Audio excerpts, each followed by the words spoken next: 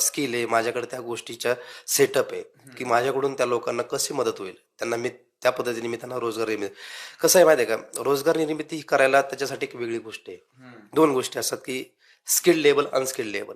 आपल्याकडे unskilled labour खूप आहेत, स्किल्ड लेबर खूप कमी आहे. तर अनस्किल्ड लेबरला स्किल कसं करायचं, त्यासाठी आपल्याला प्रशिक्षण शिबिरं वगैरे आहेत आपल्याकडे, तर ते आपण करणार आहोत. तर त्याच्यासाठी आपण त्यांचे वेगळे प्रशिक्षण केंद्र करणार आहे.